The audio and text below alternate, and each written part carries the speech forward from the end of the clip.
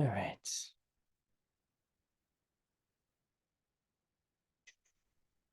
Good morning, everyone.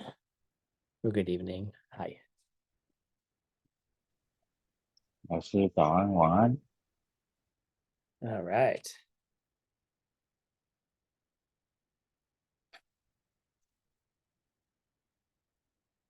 There we go.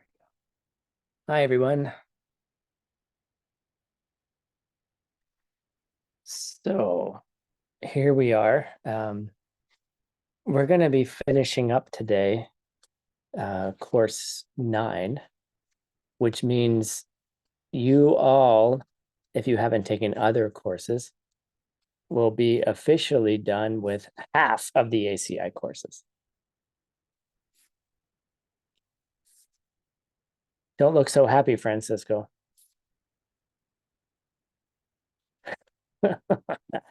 All right, just making sure. Halfway is, it's a good marking point for us now to like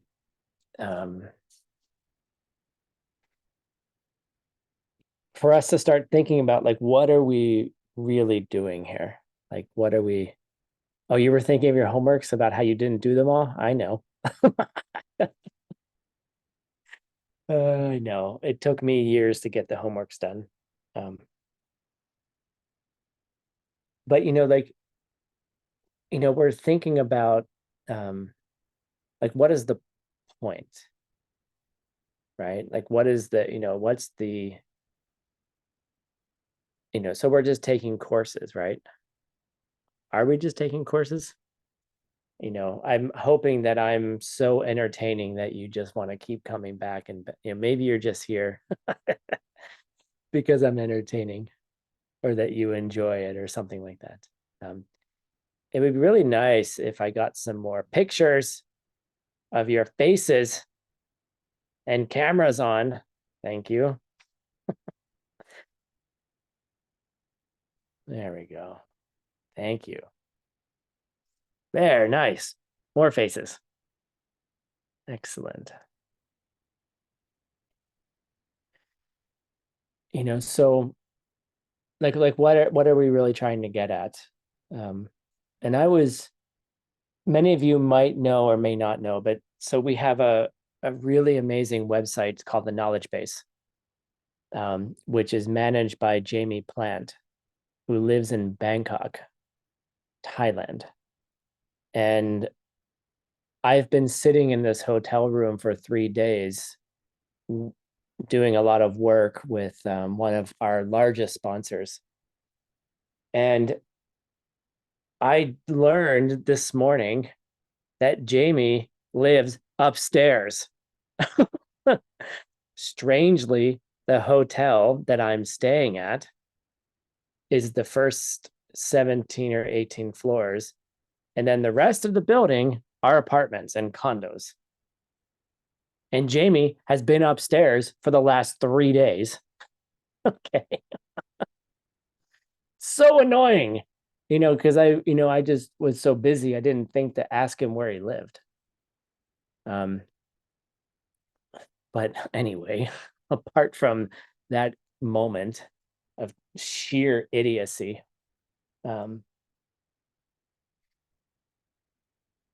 we hung out today, and I got to see some really beautiful Buddhist temples here. And we just talked about so much today, and part of what we talked about was what we're going to talk about right now is what are we doing in these classes? Like, what's the path? What's the place? Where are we going? And really, like, how do we, what are the ways in which we can get there? Because the ACI courses are a path, right? They're not just, oh, here's 18 courses, do some homeworks. By the way, if you have an inkling towards the advanced teachings, I highly, highly suggest that you do the homeworks. and you do finish them and you work together on them. Because it is the only official way. There's all unofficial ways, but the only official way, right, Gina? We had to prove, right? We had to prove. Like our teachers were like, where are your courses? Where are your courses? Where are your courses? Um, one of my teachers put me on a schedule to finish them. It was really kind of cool. Connie O'Brien was like, Tim, here's your schedule. Get them done. That was after the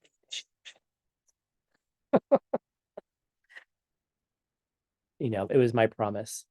So, but why? Like, why do the homeworks? What point does it have, right? And and I have found over the years here and teaching and studying that the more efforts that we put in these sort of banal ways of like, let's do homeworks, let's do the meditations, right? It's boring sometimes. It's depressing. It feels like you're not getting anywhere. But what it does is it really creates a foundation, which is the whole point of this course and the Vinaya. It creates a foundation of knowledge that you start having these ideas swim in your mind, which then transfer into the way you think and then the way you feel, the way you act towards other people. It's not just they're not just ideas of like, oh, here's homework 10 of, class 10 of ACI 9, like get the homework done. Like, it's much more and it's much bigger than that. And as I was talking to Jamie, he was like, so Tim, he asked me point blank, he said, Tim, are you teaching the Diamond Way yet? And I said, well, what do you mean? What does that mean? And he said, well, do you have students? Are you doing that yet? And I said, no, because we're only on course 9. We have 9 more to go. Wah, right? And then really, once you get started, like there's 3 more courses after that too. But and I said, well, yes, well, no, and yes. In the yes way, the no way is we're on course 9. The yes way is, you know, if you have the ears for it, you can hear it. If you have the kewa, right? If you have the virtue, then you can hear it and it's there. And we were just talking about how all these ideas merge into your just daily practice. I mean, so he lives upstairs. He's on the 46th floor, much better view than I have, although my view is pretty nice. And he met a beautiful Thai woman who I really met for the first time today, who just is like, she studied fashion, she studied design, and now she's editing videos and editing audio, and she's putting all the images, the items into the idea images up on the knowledge base so we all have access to it. Like literally, this person just walked into his life, you know, who's doing all this work and also happens to be his partner now, right? He moved to Bangkok to get away from the Dharma. Not really. But here he is in the middle of this city just editing our videos all day long. And then he has a partner who's like, I'll help you. Like super focused, right? She's amazing. The first course that she did was a Nagarjuna course. And she was like, I don't understand this. And I was like, yeah, neither do I. Don't worry. you know, but it becomes a way of life in a way that's incredibly profound. And to be quite honest, what does that way of life really look like? it also has to do with the fact that we don't have time. You know, we don't have time. People die all the time. And if you experience this and you experience, it's okay. Don't beat yourself up if you don't have the homework done. That's not the point. That's not the point of what I'm saying. What I'm saying is we don't have time because the time will just be sucked away from you. And then all of a sudden you're old and you're dying, or worse. I actually was like, I took a motor scooter taxi today and I was like, this is the dumbest thing I've done in a long time. Like, I'm gonna die. Like, this is how Tim dies. In glorious blood all over the streets of Bangkok, right? It was dangerous, right? I mean, it was terrifying and also exhilarating, but I'm like, I kept thinking, well, this person doesn't want to die either, so I'm sure they're okay. Like the driver doesn't want to die. You don't take car cabs here because you're stuck in traffic. But seriously, we don't have time. Our parents could die if your parents are still alive in any moment, right? You could die in any moment. This could slip away in any moment. And a friend of mine told me a story the other day that his friend died in a car accident, and the mother is in intensive care and there's two kids. It's like, you know, day in, day out, we're hearing these stories. And, so there is something exhilarating and about what we're trying to do. Come to class. You're all coming to class. That's beautiful. And keep coming, and we're going to advance very quickly. We're going to move, not that we're going faster in the courses. We're still going to do 3 a year, but it's going to speed up. And what I mean to say is that I'm not going to stop teaching, but if you're not ready, you're going to be left behind.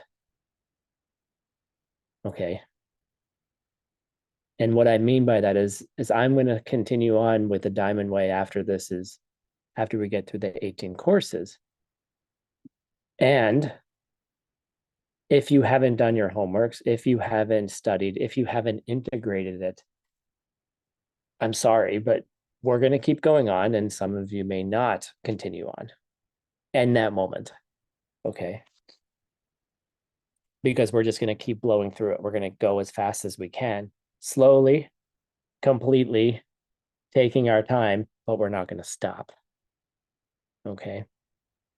It also is going to give me a couple more years. There's a few more things I need to study and do before I'm comfortable teaching.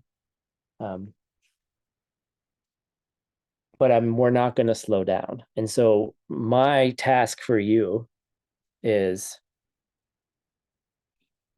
if that's something you want to do, and it's also something that you feel that you want to do with me, and there might be other teachers, but if that's something you want to do, there's certain things that you're going to have to do. And I'm sorry, I'm being completely clear about it right now.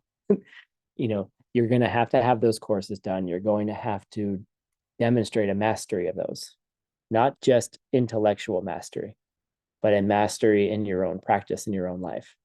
Does that mean you have to be perfect? No.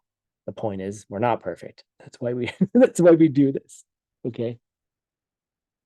And it's a deep, deep practice, and it's a deep, deep commitment. And then the second part is, whomever your teacher ends up being, is you need to establish a personal relationship with them. And I've been thinking of, and it's not something that can be done. I'm trying to figure it out, but it's not something that can be just done casually. Nice, Elena. Thanks for taking the vows.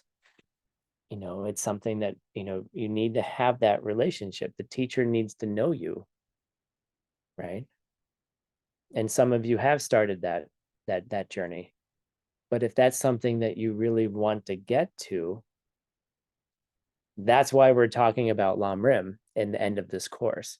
It's not just this random thing that Geshe Michael put in to ACI course 9.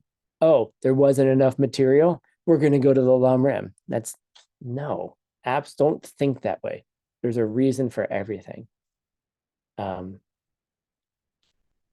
Lamrim is really your direct ticket in. Why do you think Geshe Michael has been teaching Lamrim for 13 years? Why do you think it's sprinkled in throughout the 18 courses? Why am I starting to teach the Lamrim next year? Right? Because it's part of the ticket. Thank you, Francisco, for asking, by the way. So because you have to understand all the paths, all the steps of the open teachings one by one. And that's why we're doing it right now, halfway through. Let's get ready. Let's get prepared. If your bodhicitta is growing and you really feel like you're ready, because what is Vajrayana about? It's about taking your bodhicitta and basically saying, I do not have time. There's not enough time, and I need to speed this up. There's no other way to do it. I don't want to wait till next life or the next or a million years for this. I want to get it done now. I want to get it done now. Right. And then when the pain of not getting it done becomes stronger than the normal way of doing things,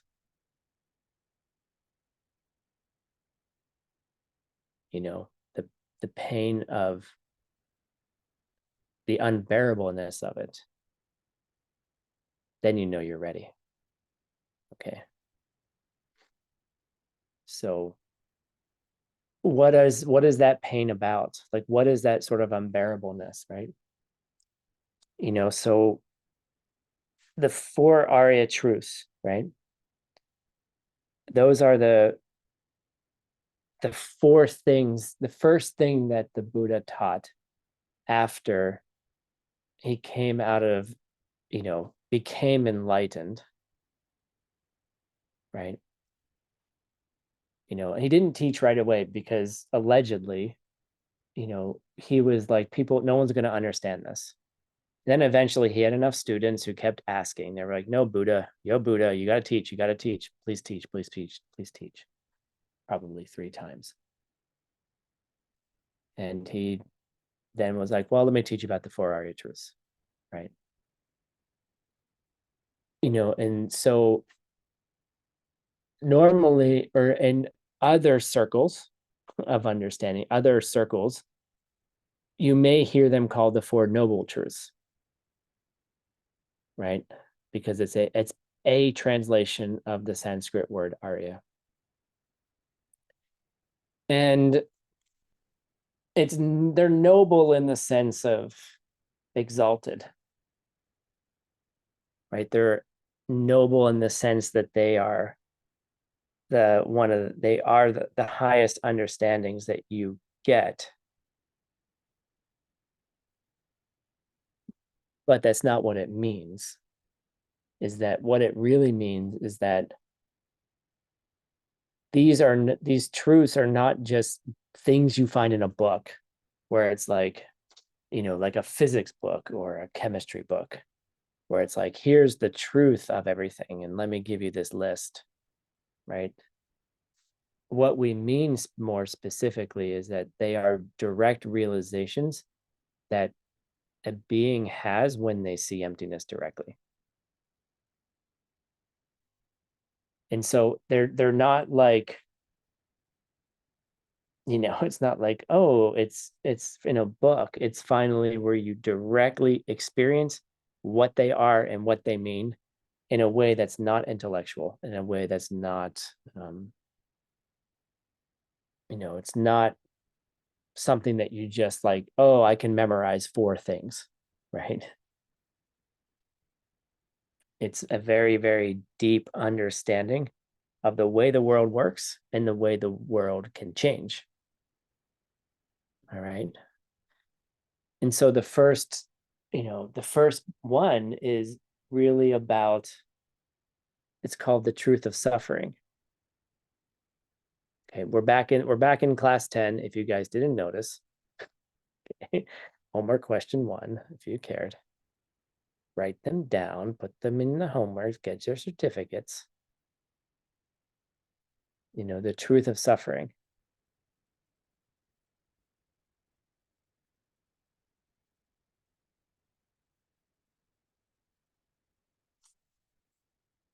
And that truth of suffering is really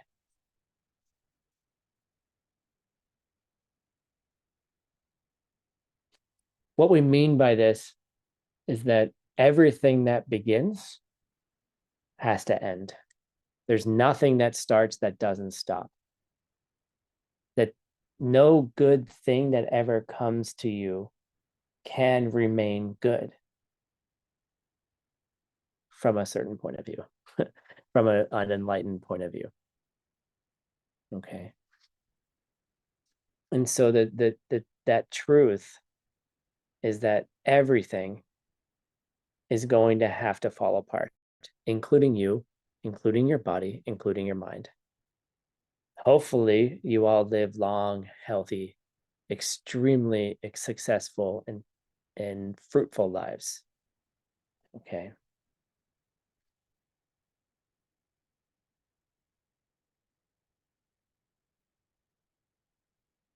Well, Tracy, don't ask questions like that. You're asking questions from the enlightened side of things. All right.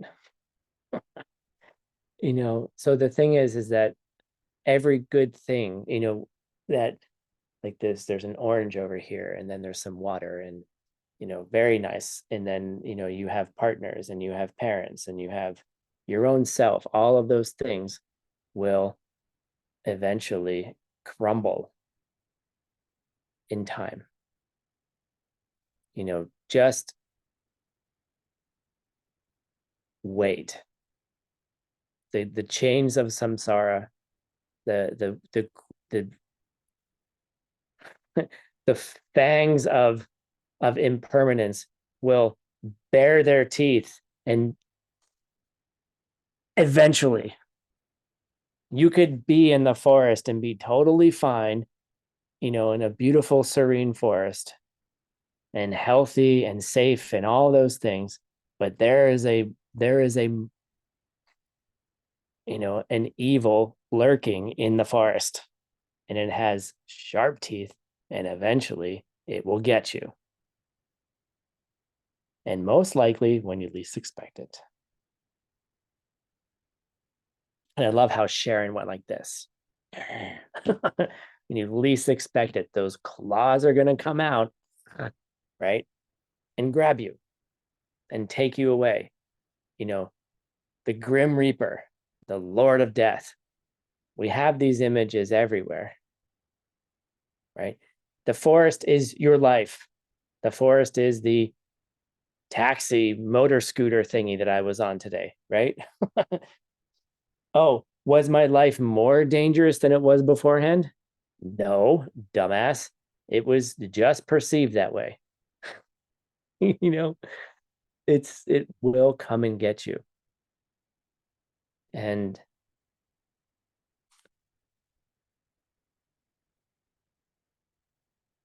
and one of our dear students who comes to our class a lot today, their mother just died today. Okay. Like, it could happen at any time. And it's painful. It's extremely painful. Ripped away. The things we love get ripped away from us. And if you're lucky to not have experienced things like that, you will. Samsara will grab you. This is why the pleasure realm beings You can't think about these things because everything is good all the time. Right? They don't even notice death. When somebody is dying, they just kind of like, oh, that's gross, and they walk away. They leave them to die by themselves.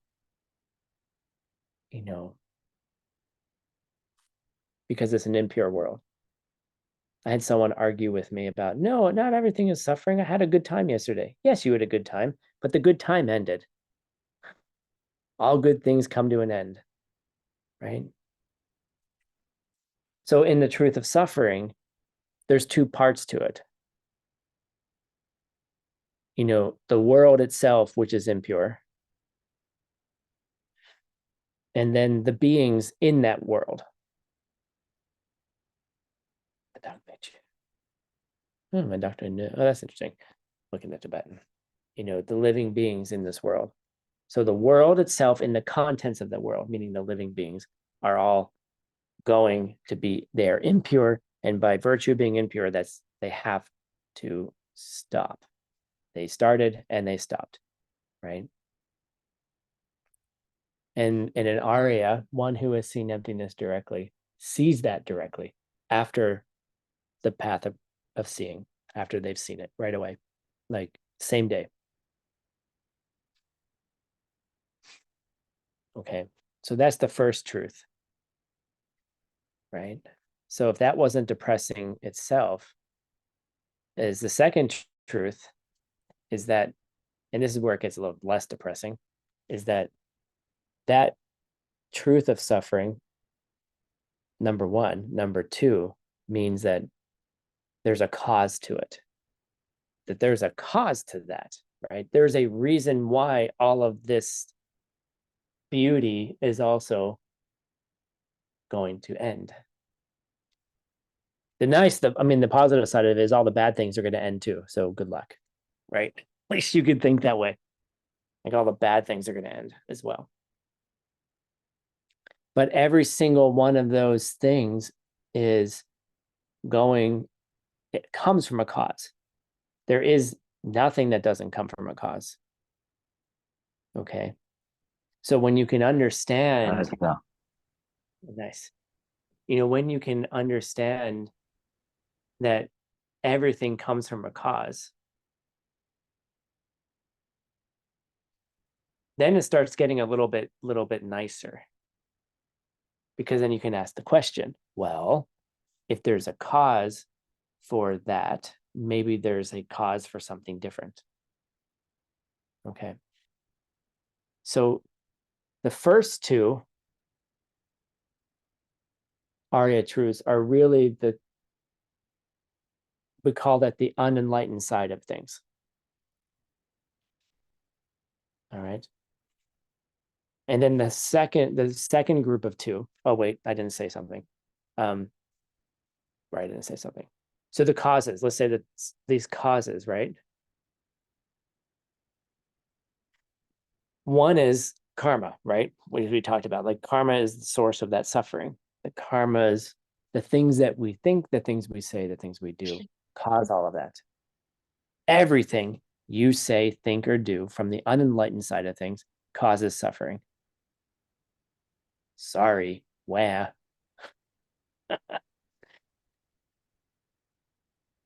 If you're not an Arya yet,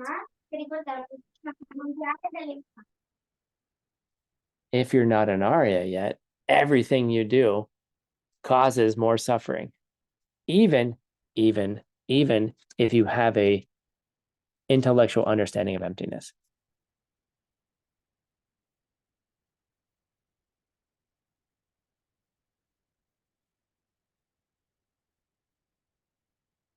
Which is so damn depressing.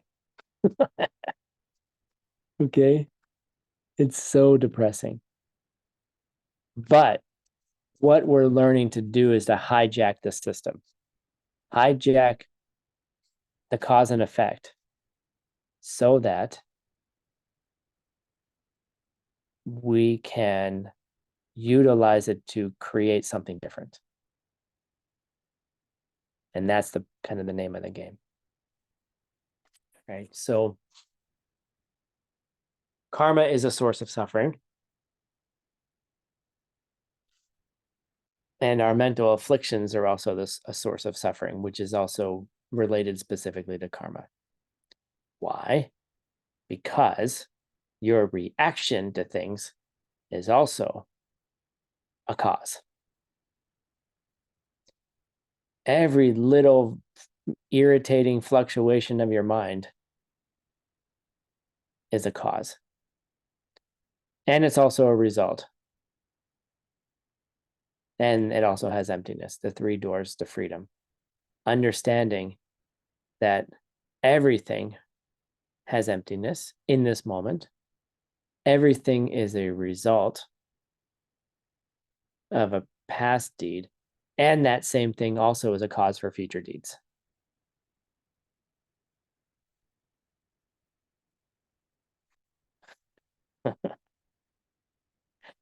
If you really thought that way, when you're watching all the people on their motor scooters go down the street of Bangkok, and you're like, each one of those is a result and each one of those is a cause at the same time. And they all have an emptiness too. It's a little overwhelming. But each and everything that is based in ignorance is a source of that suffering. Every single thing that you see as coming from itself is coming from a cause, and every single thing, the same thing, so that's a result, and it also becomes a cause for something else self-existently. I'll say it again. The source of suffering is, first of all, you see things coming at you, and now you're already, we say in English, screwed. You're already hosed. You forget it. And Tracy's like, yeah, forget it. Right?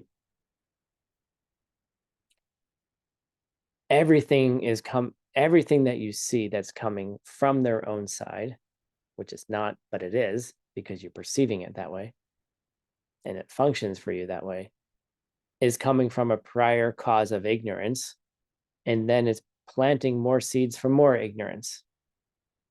Cause and effect. It's a cause and an effect at the same time. Forget about Nagarjuna for a second, because you're thinking self-existently. Okay.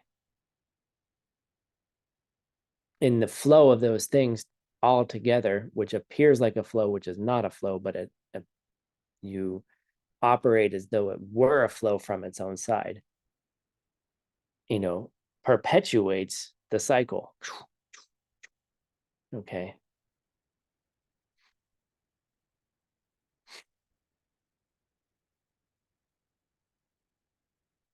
So it's a pretty darn depressing thing, sort of, until you understand it.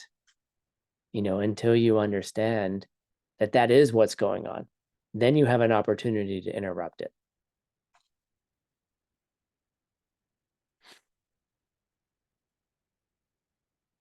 And all the things that Nagarjuna teaches us, and all the different proofs of emptiness, and all the things we try to do in these 18 ACI courses and then 18 advanced courses, is to understand how everything that we think is happening is impossible.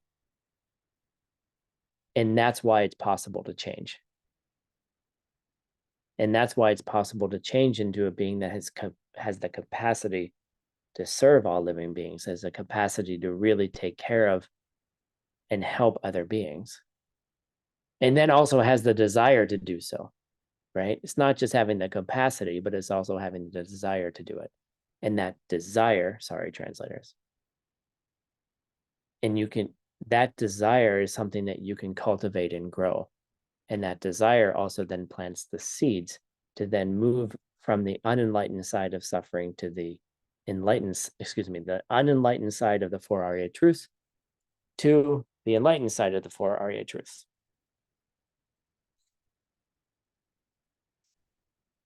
And I just want to say, as a total aside, the housekeeping staff here at this hotel is amazing. They put my computer on a nice little placemat, and they gave me a spoon. They put the spoon next to my computer. I'm looking for the ice cream. I don't know where the ice cream is. Okay. But they gave me a spoon. I don't know why they gave me a spoon. We're going to figure it out. All right. Maybe it's a matrix thing that they're do not how did they say it? I watched it on the airplane. If you try to bend the spoon, it's impossible, right? But if you understand the truth of the spoon and understand that it's you who bends it, right? There is no spoon. And there is no spoon because the spoon doesn't exist by itself. If you understand the truth that to bend the spoon is because there is no spoon and it's you who bends reality, okay, that scene makes that entire movie worth it, right? It's that scene, right? That's not why they gave me a spoon, though. I haven't figured it out yet.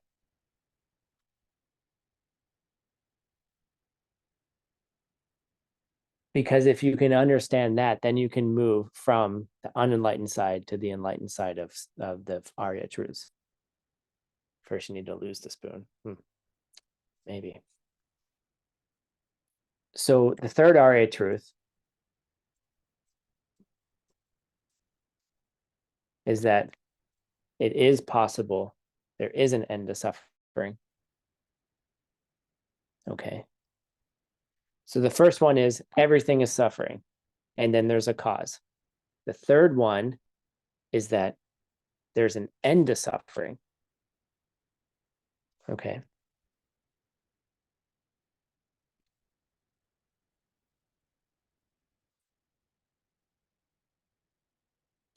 And so there's two ends. Okay. There's two endings. There's two endings to this story. All right. The first ending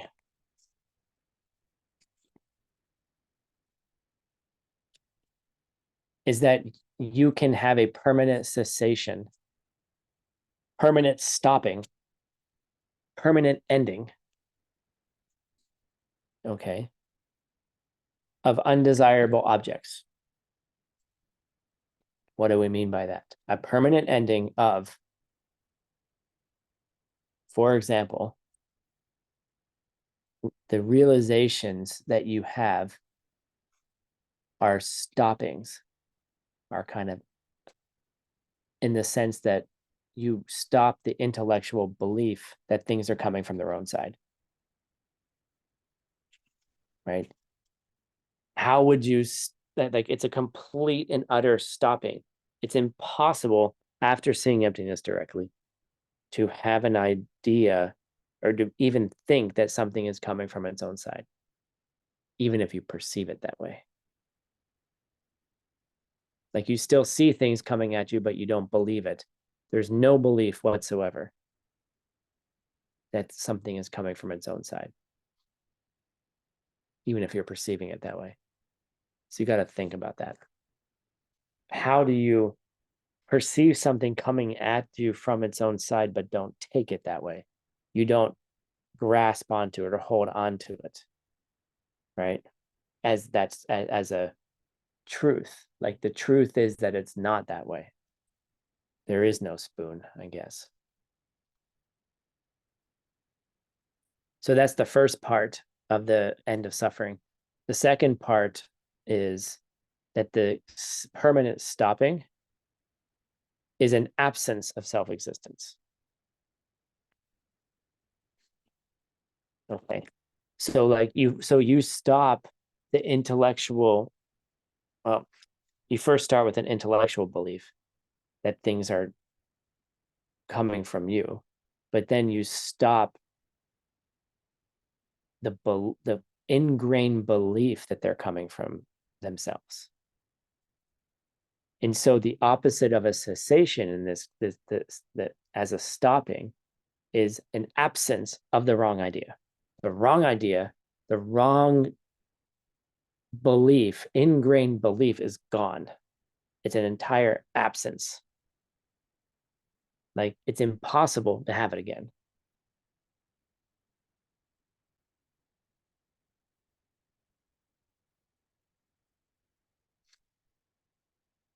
So then we're moving into the fourth Arya truth, which is that end has a cause.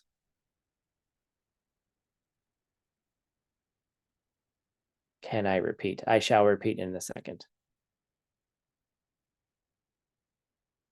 Do you need me to repeat it to say it, Christian? Or do you need me to repeat it so you can understand it? Both. Okay.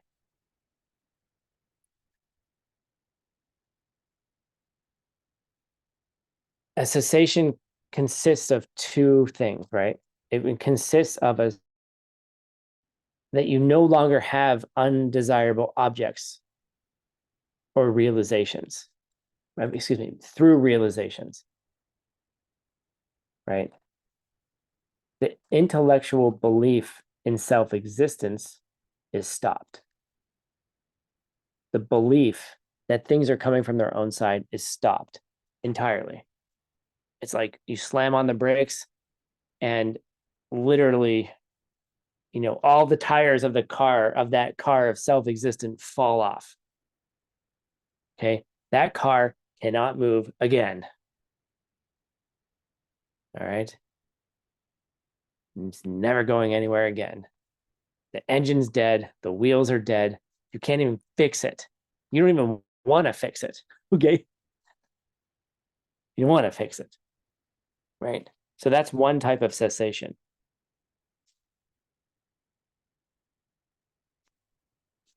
The second one is the absence of that, which is emptiness. Like the stopping of self-existence is an absence. It's gone, right? So one side is the positive side of the object of self-existence is stopped, like the car. The second part is the negative side, which is the absence of it entirely. And you got to think about that. One is a positive way of thinking about it, meaning it's there. The other way is a negative way of thinking about it, and it's not there. Okay. What's the difference? You got to meditate on that. I had a debate today with Jamie. Do we think that AI could eventually be smart enough to have realizations like that? Could we teach AI to have renunciation? Could we teach AI that everything is caused? And so everything so could we teach AI that AI would have to behave in a way that would be in accordance with an understanding of cause and effect? And could AI actually have deep realizations? It would be fascinating, right? Could you train a machine to have to understand perfectly the absence of something coming from its own side? That would be cool.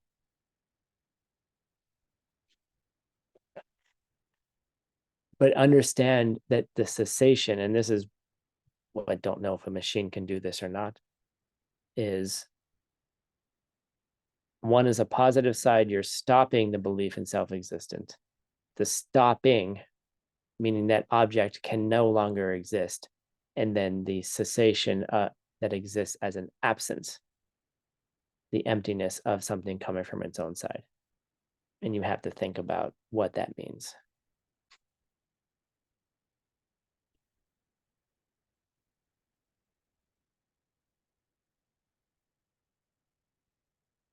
The absence of something that was never there in the first place. When we say there's no spoon, right? Right? It means that there was never a spoon there ever, while you thought there was a spoon there. So you're starting from the positive side. I see spoon, right? I hope everyone sees it. Well, I hope you don't see a spoon, but if you're seeing a spoon, right? And then there is no spoon. There's no spoon there that's not coming from how you treated others in the past. That's the spoon that's not there. So that's the thing to really like understand, is that the absence of something that could never have been there is what emptiness is. Well, what is emptiness? Is emptiness is as emptiness something. The dog is brown, right? Tim is 45 years old. Okay. There's an isness, right? There's an isness, right? Emptiness is not an isness. Emptiness is the lack of something coming from its own side. It's an absence. It's so hard to talk about. Good luck, translators. Right? Christian sticks out his tongue. It's hard. How can something be something that is by nature not there and never was there and could never be there? How do you perceive something that was never there? You have to think about it. You have to analyze it, because that's the key. Hitting the camera. That's the key. This serves as a paddle, you know. Wake up. Wake up. Okay. What does waking up mean? Wake up to the absence. That single song that permeates everything. And so the fourth Arya truth, is that there's a cause to the end. Just like on the unenlightened side, there's a cause to the suffering, there's also a cause to the end of suffering. Okay.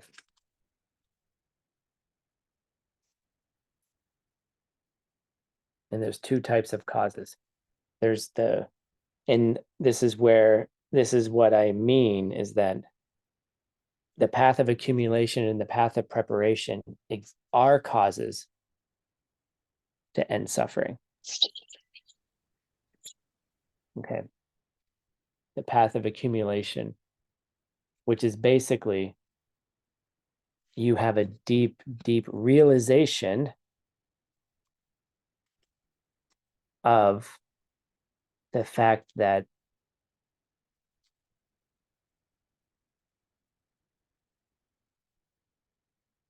your mom dies. Hey, that's it. Right? The end. You have a terrible sickness, or someone has a terrible sickness, right? A tragedy, something happens in your life that wakes you up. War. I met a guy the other day in a taxi, the Uber driver in Phoenix, and just chatting with him. And turns out he was born in 1991. Okay, good, nice year. He was born in Iraq during the Gulf War, the first one, where the United States was bombing the crap out of that country. He was born in a bunker. His mom, right? He was in a war zone. His family was being persecuted because they were Christians in a Muslim country. So there were many wars going on at the same time. There was the war where the Americans were bombing the crap out of Iraq. And then there was also a war between the Muslims and the Christians. And then they were being persecuted. They were a minority and they were escaping. So they're escaping, living in bunkers while their bombs are being dropped everywhere. you know. And how did Tim find this out? Because Tim asked us, an ignorant question, not an ignorant question, but because he had told me he was born in Iraq, and I asked him if he missed his home, and his answer was no. He's like, I never want to go back. They spent years living like that, right? He was happy to be living in Scottsdale, Arizona, right? His whole family got there, right? Tragedy, right? Tragedy brings, you know, when you live through something like that, you understand suffering in a very, very deep way. And if the tragedy is good enough, then you realize we need to do something about this. Renunciation becomes so strong that there has to be another way. And then you start seeking a spiritual path, start seeking for answers.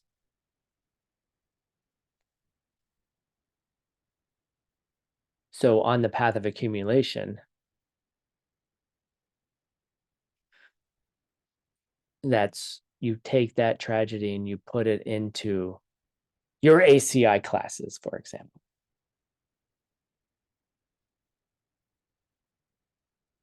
Okay. And you learn about how causes work. And you investigate them. And then eventually your investigation of causes brings you to an understanding of the pen intellectually, right? An intellectual understanding. This is a short pen. It's an ink pen or an inkwell pen. Okay. And that puts you on the path of preparation where you start understanding and kind of schizophrenically at points that things are coming not from themselves, but they're somehow coming from you. An understanding of causes eventually gets one to a place of to see that you are the source of the causes of suffering. You, Sandra, Christian, Laura, Anna, Tim, Tracy, you are the cause of suffering.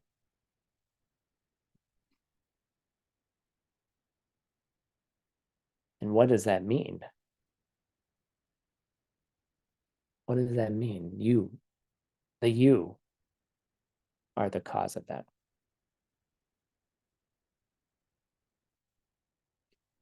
And so through the path of preparation, you begin to understand how those things are possible. That means, yes, you can stop the suffering, right? So that's the one aspect of the path of the end of suffering. And the second aspect of it is from the path of seeing on through the habituation and through the path of no more learning, where having seen directly that things are not themselves, that things are not coming, things are absent of not coming from themselves. Things are not absent of not coming, excuse me. Things are absent of not coming from the way you've treated others in the past. How the you has treated others in the past. And then you understand that every little thing that you think, say, or do is a cause to either perpetuate more suffering or to stop that suffering.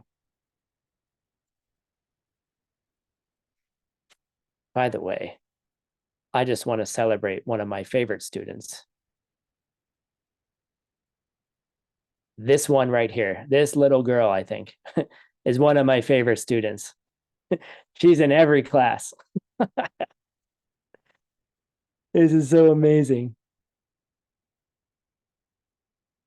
So I just want to say thank you for joining, little youngling. What's your name? You always say your name is iPhone. I don't know what your name is. Can you put it in the chat, please? I want to know your name.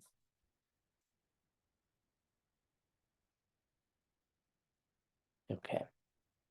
We gave her time to write her name, probably still learning how to type.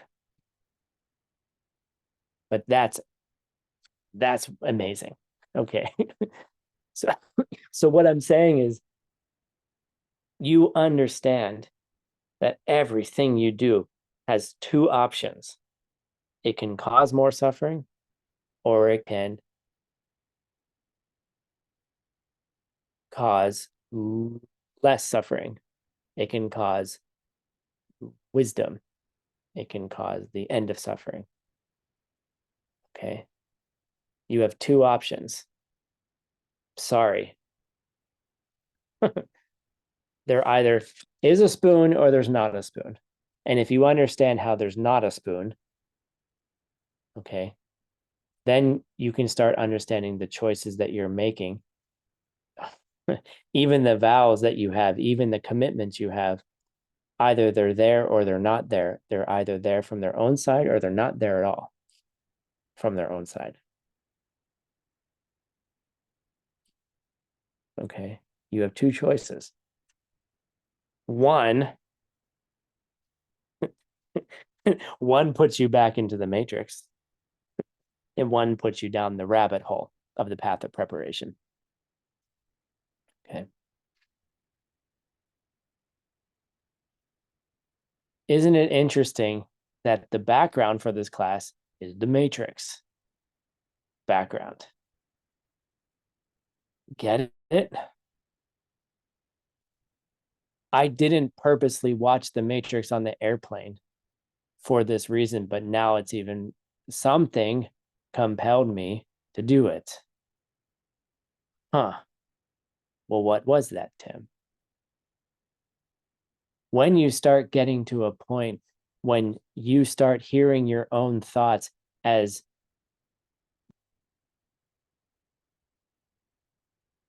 teachings, as divine messages, as secret messages specifically for you, which are coming out of seeds anyway, in the view that you see them, you can see your thoughts as normal, or you can see your thoughts as extraordinary. And my thoughts had me watch The Matrix. I actually fell asleep and then woke up 10 hours later, 9 hours later, and finished it. Okay. You can, even your own thoughts could be a path to enlightenment because you can understand. Because if you understand that those two are coming from seeds and they're guiding you,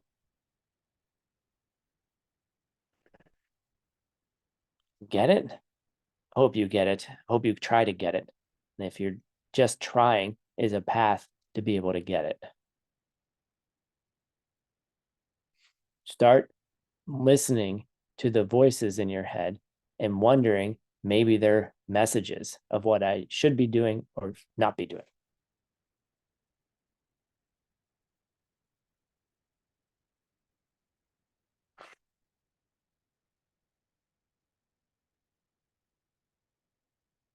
And those three, the second part of the path at the end of suffering, the path of seeing habituation, no more learning, are based on having seen emptiness directly.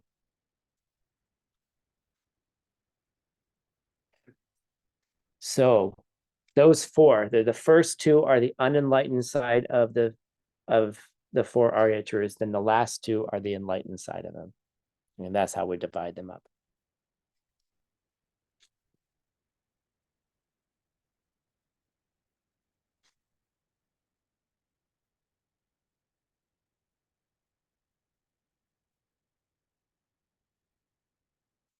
So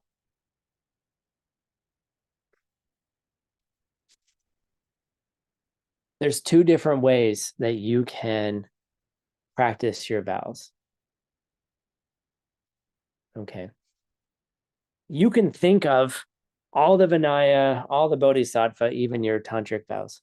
You can think of them as here's the list of things that we have to do. Okay, these are the things that one has to do.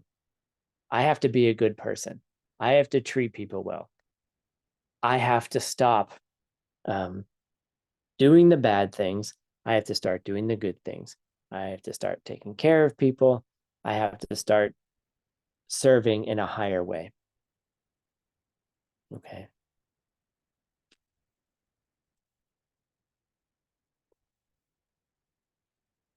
And just as a total aside, like part of the tantric vows are, there's 50 of them that relate to how you care for your teacher, how you serve your teacher, how you behave around them. And then you got to think about why. What does that have to do with enlightenment? What does that have to do with doing things quickly? Okay. And why do you want it?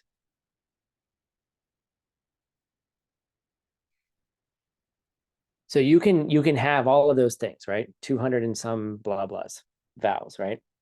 I say blah blahs because there's a blah blah way of doing it, and there's a non blah blah way of doing it. Okay. There's an ordinary way of doing it. What's the ordinary way of doing it? Oh, I just got the vows. I'm going to do them because somebody told me to do them, right? Because I promised to do them.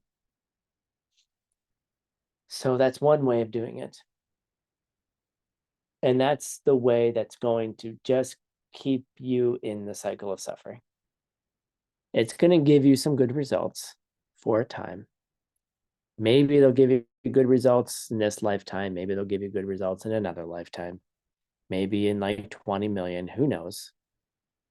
Right? Temporary good results. All right.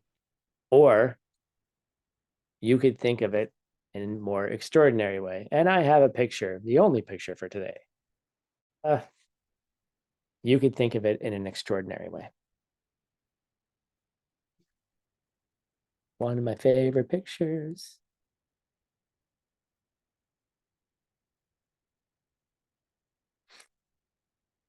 If you do things, if you think, if you speak, if you act in a certain way, you can take some ordinary kindness and transform it into a cause for complete and total enlightenment versus a cause for some temporary goodness, which will have to eventually end.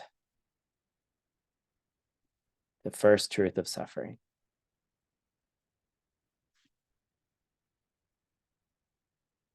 So, do you want to do good things? Here's the question. Do you want to do good things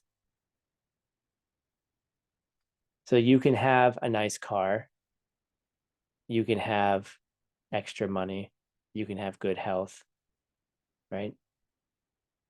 Or do you want to do good things to serve as a cause for something much more lasting and sustainable? And in parentheses, you can still get the car, you can still get the girl, you can still get the boy, you can still have good health and all of those things.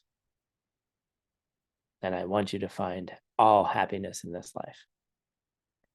Okay. But how you find happiness and why you find it are two different things. That makes sense. It's good enough. Yeah.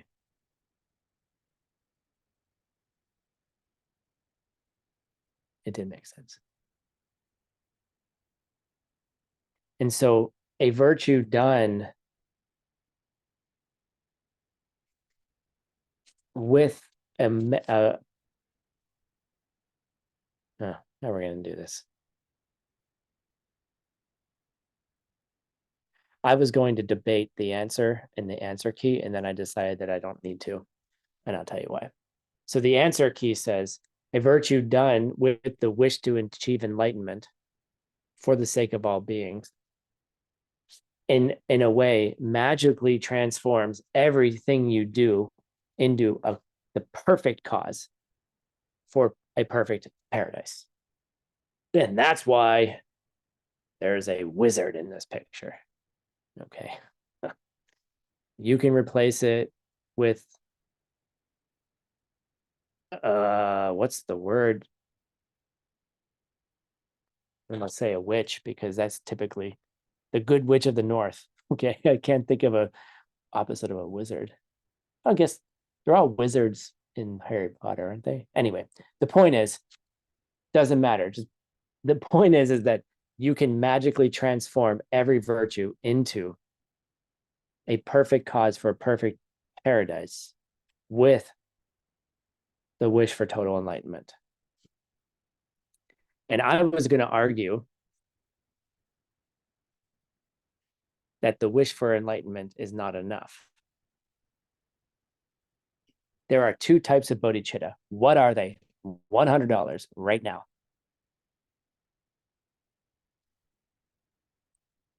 And why is it relevant to my argument? You have to give me all the points to get the $100.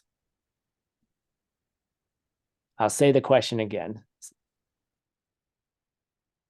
In the answer to ordinary versus extraordinary virtue, ordinary virtue creates more samsara. Extraordinary virtue with bodhicitta turns your virtue into a perfect cause for a perfect paradise. And I was going to say bodhicitta, the wish for total enlightenment for the sake of all beings, is not enough. And then I decided that it is enough. And it has to do with the two types of bodhicitta, and you have to explain to me why. So the two types of bodhicitta are kunsop, semke, which is conventional bodhicitta or deceptive bodhicitta, and then dundam, semke, ultimate bodhicitta. And ultimate bodhicitta is actually the direct perception of emptiness, right? So without actually understanding emptiness, you will not be able to plant those very powerful seeds to create to reach enlightenment and to really be able to help all living beings. Good. Good job, Roxana. $100. I'll give it to you in Kyoto next week. Good. Bodhicitta has two types. The first one is deceptive. The stuff you do in the world, taking care of all beings. Ultimate bodhicitta is a code word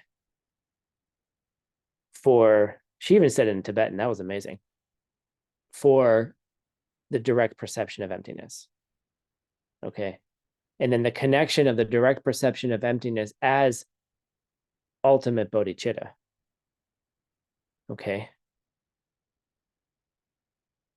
You're merging the two together. You're merging what's arising in the world, independent origination, deceptive. I hate the word deceptive, but it deceives you in some way.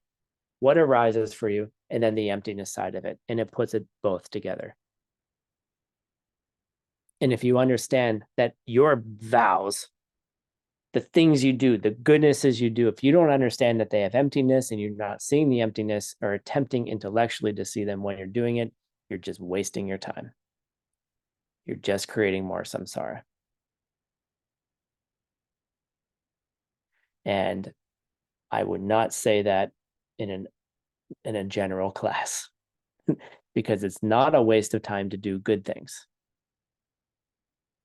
It's never a waste of time to do just ordinary good things because they will have good results ordinarily.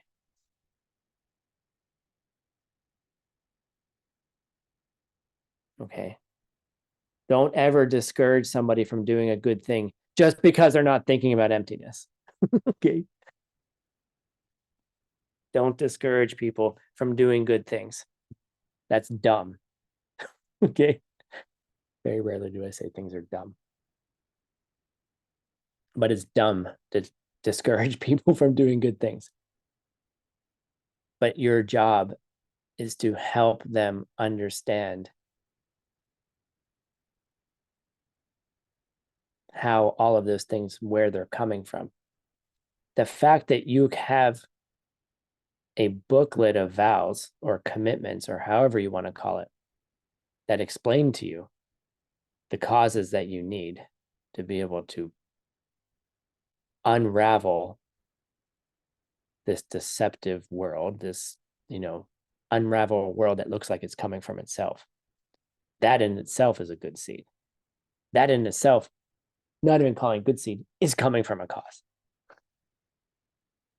The cause, there's a cause for you to even see it that way. Get it? I hope. The fact that you even have the possibility of being taught the current correlations between this and that is coming from a seed too. To be able to even understand that there's a relationship between what you think, say, and do, and everything you see in the world is also coming from a cause. And if you don't see that relationship, it's also coming from a cause.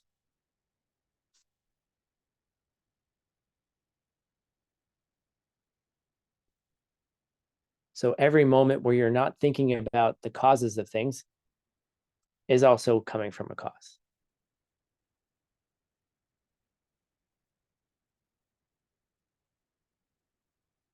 Live in that world. All right. Exist in that world. Stay in that world. Expand in that world.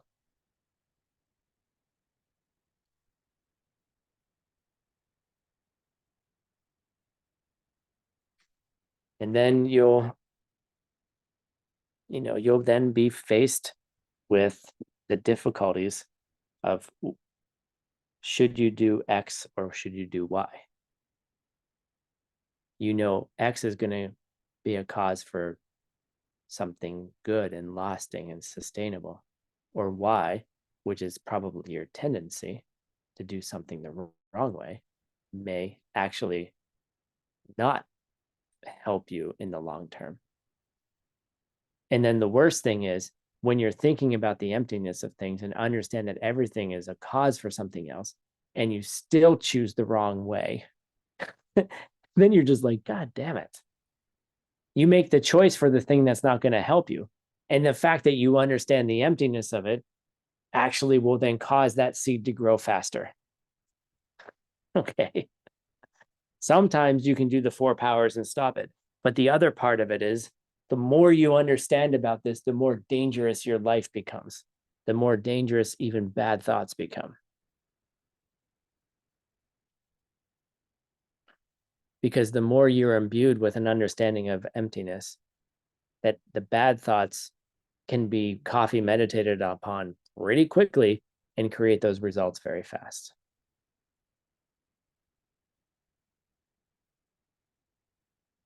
Oh God, what have I gotten myself into? Do I really want to finish all the 18 courses?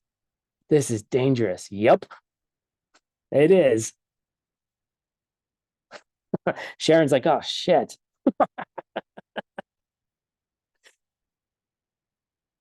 Sometimes I really would like to listen to some of you translating. It'd be kind of fun if I could have a couple in my ears, like to hear you all like to hear how you get all excited.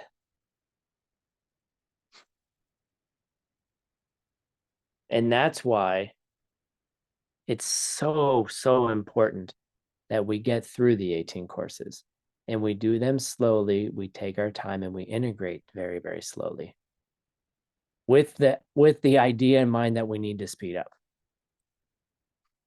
Do it fast, but do it well. Integrate quickly, but take your time. Don't rush it, but hurry up. You don't have time. None of us have time. Time's not on our side. Samsara is not on our side. That's a good t-shirt. Samsara is not on my side. That's actually really good. That's one of my best ones. I'm going to keep that one. The layers of that one is tremendous. Samsara is not on my side. Because it never was on your side.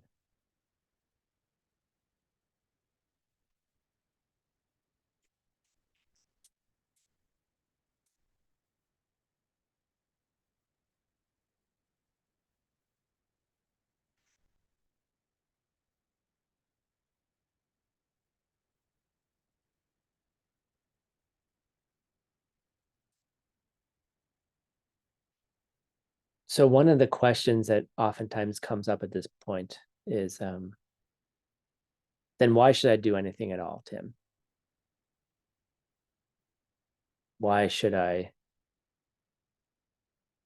strive to do anything? Why should I start a relationship if it's just going to end?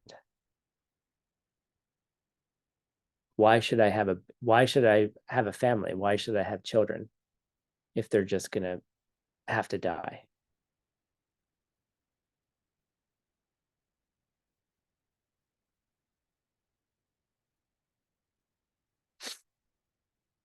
You know. And I think the answer is pretty obvious, but I think sometimes it can create a tremendous amount of fear in people.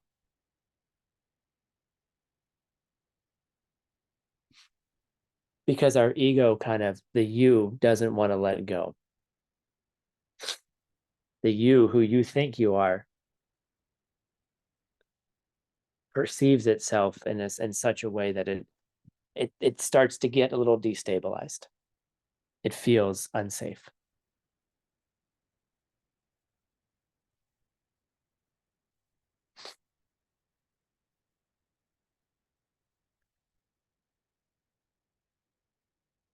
Why would I ever want to start something if it has to end?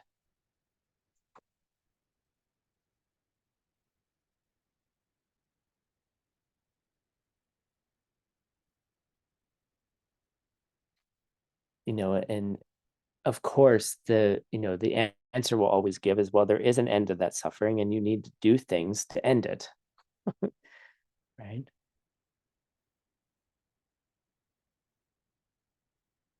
And part of that is really, it's a kind of personal responsibility that one begins to take.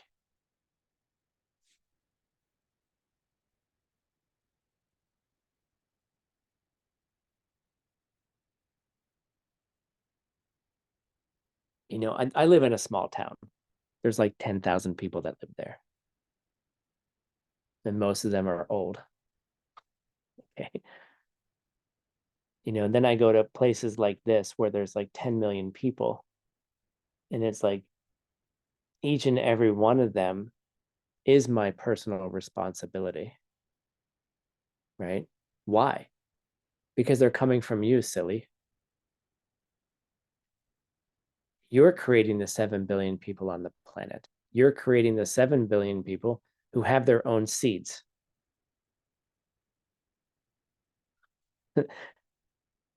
And it doesn't look like you can help them. They are coming from you, and they're separate individual collections of seeds that you can't influence because they're outside of you. They're projected outside of you. Your seeds are opening up to have a group of seeds that you're not able to do anything about. How's that?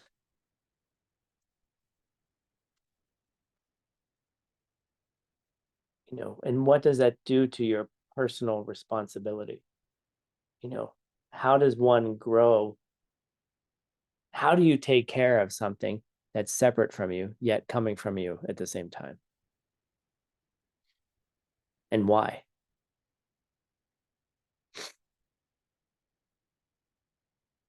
And this is where it starts getting interesting, that all of this analysis that we do, all the little you can argue yourself into oblivion around these things. By the way, Morny, thank you for transforming yourself from an avatar into a person. I can see your face now. Thank you.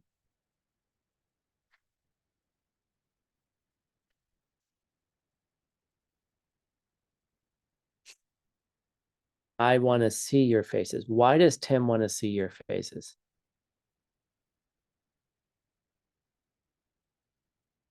I'm kind of jumping around, but I'm getting there. Why does Tim want to see your faces?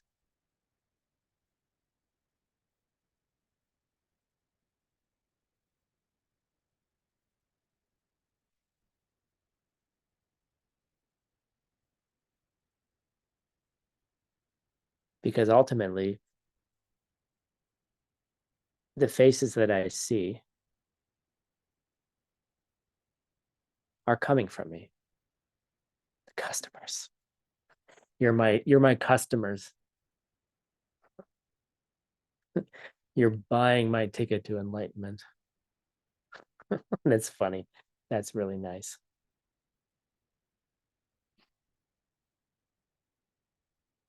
And when your bodhicitta becomes strong enough, you want to take care of them because you see them, you see those faces, you see the yearning, you see the desire, you see the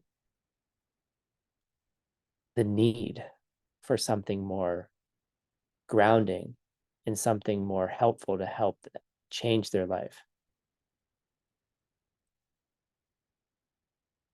And then you're gonna get to a place where then it's like,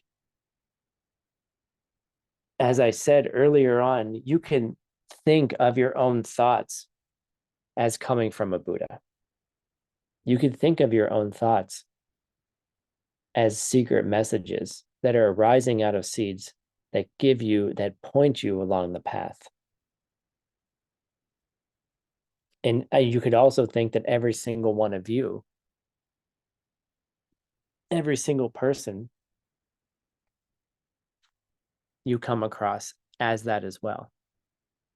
Every single person has that capacity to either be ordinary or they could be extraordinary based on the seeds that you have.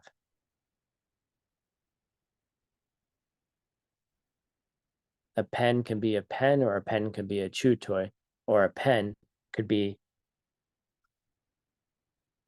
a vehicle to enlightenment. A teacher could be a teacher, or a teacher. You could see somebody as a teacher, or you could see them as a total ass wipe. I didn't swear. An ass wipe is a thing you wipe your butt with. Okay. Okay.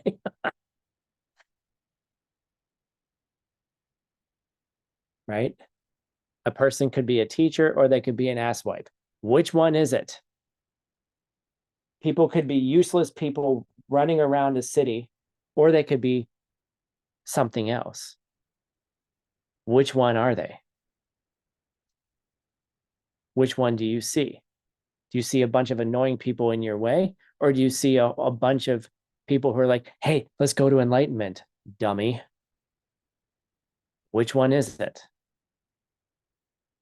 Which one is it, Tim? And which one are you? You got to understand that you are, if you're seeing everything ordinary, they're coming from you. If you see everything extraordinary, they're coming from you. If you see you as ordinary, that's coming from you too. And if you see you as extraordinary, it's coming from you too. Which one is it? Which one is it? And what if you actually started pretending? What if you just said, well, I see myself ordinary, but I'm going to try to see myself as extraordinary? Oh, well, I can't do that, Tim, because I'm just an ordinary person. I don't deserve to be that person. I don't deserve to be that. I can't see myself that way. That's too prideful. Okay. Is it too prideful?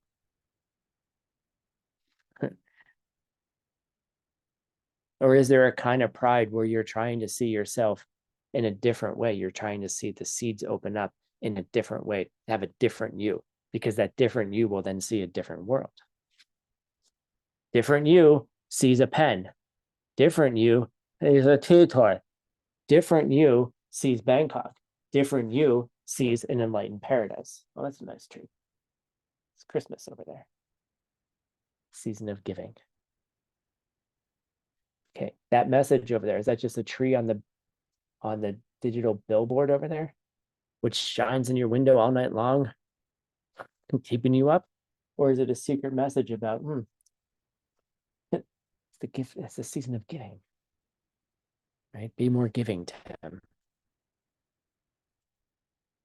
Is that billboard just a billboard, or is that billboard a Buddha giving me a message? Which one is it? Which one is it? Trying to get you guys to get it. You are not you. There is no you. There is no spoon. There is no you. There is no you that's not coming from how you treated others in the past. There is no you that isn't a result of how you treated other people in the past, which will then create a cause to then create more yous. And which you are you going to plant? That's the question. Which you are you going to plant?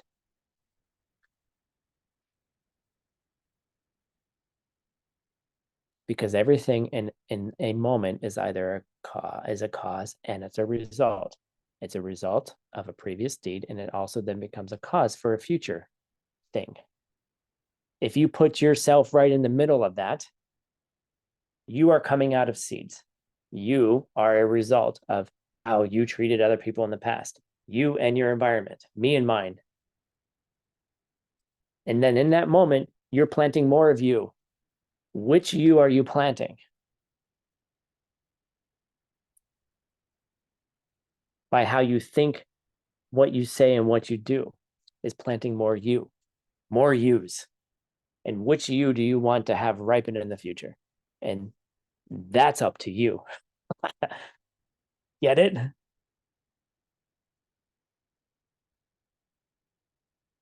That's up to you. The choices you make is up to you.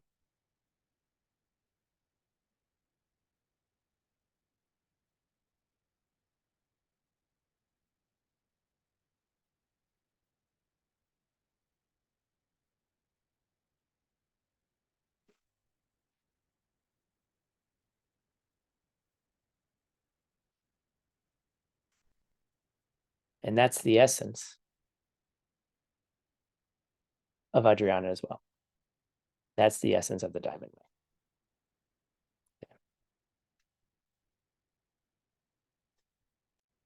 Just begin to suspect that the things and people around you and even your own thoughts might be enlightened angels giving you a message.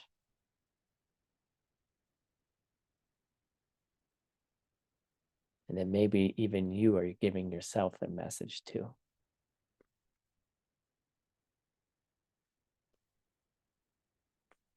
So, all right, we have finished course 9. I have finished course 9. You have to finish course 9 now. You have to do your homeworks. You have to do that work. I can't make those choices for you. I really hope you do. Coming up, course next year is going to be super fun. We're going to do course 10 and 11 and 12. We're going to do the guide to the Bodhisattva's way of life. I think it's going to be amazing. It's going to be an amazing year.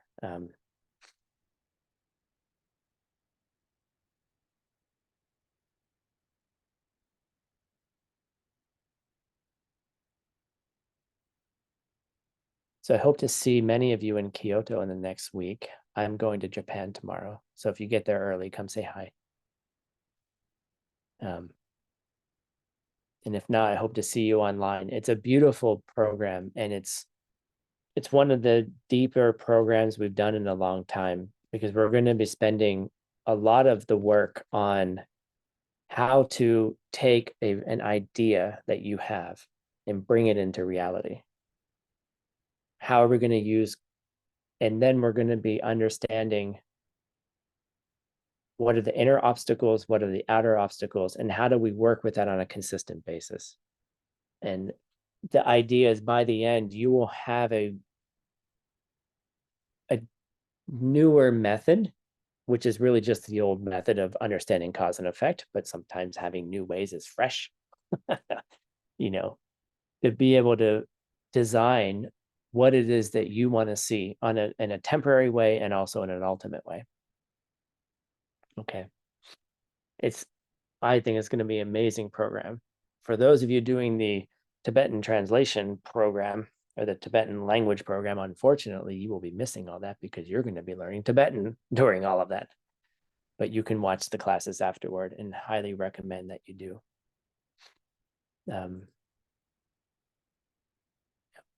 And then we're going to be working at the end. We're going to be working about the future of ACI. What seeds do we need to plant to continue onwards? What do we want to see in the next 30 years? Now that we're 30 years old. And how are we going to do it? What are the obstacles, the inner obstacles, the outer obstacles?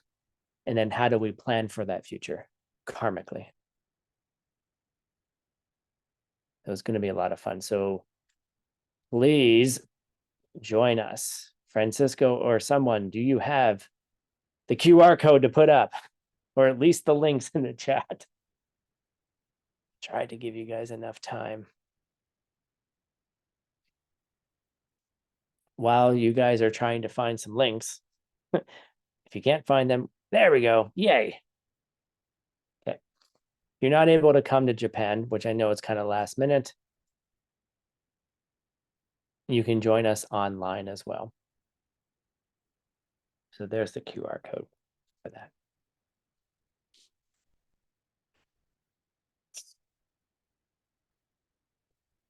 I'm going to miss you guys. I really like these classes. I really like them a lot. And I get kind of sad when they're over. But we'll see each other again sometime. I think it's going to be sometime in January for ACI 10. So I thank you all, the translators. You know, without you, we wouldn't be able to offer these classes to so many people in the world. I mean, look, 1, 2, 3, 4, 5, 7 languages right now. You know, you're amazing. You guys are, you know, we say in English, you're the bread and butter of our organization. You know, you make it possible for so many people, and the seeds you're planting for your own understanding to ripen, and your own practice to ripen in very, very fruitful ways is beyond measure. And you probably don't think about it enough, but keep reminding yourself why you're doing this. Thanks to all the tech team. Thanks for all the marketing. Thank you to the ACI staff. Like you, everyone here, like literally, I think almost everyone here are volunteers in some way. So I thank all of you, you know, so I hope you all have a wonderful day, and I'll say goodbye. Bye. Наш ритуал. Bye bye, Tim. Adiós, adiós. First time I can say bye bye. Dankeschön, auf Wiedersehen. Thank you very much, Tim. Tukicece, ďakujem. Muchas gracias, Tim. Ciao, Grazie. grazie mille. Ciao, Tim. Hey, Tim. Tạm biệt thầy. 再见了，拜拜。谢谢 Thank you. Tim， Thank you. 谢谢翻译老师。 Please stay with us. Please stay. 谢谢老师， Merci 谢 beaucoup, 谢 Tim. 翻译老师， Thank you so much.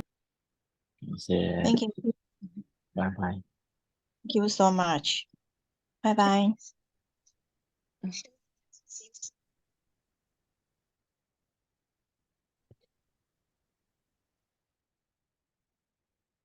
Good night. Good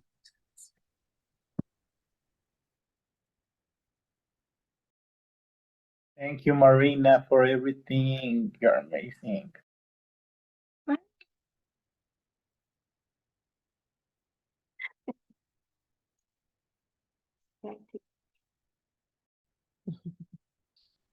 Thank you, everyone. Thank you, translator. Thank you, Jacqueline. Thank you, Francisco. Marina. Marina.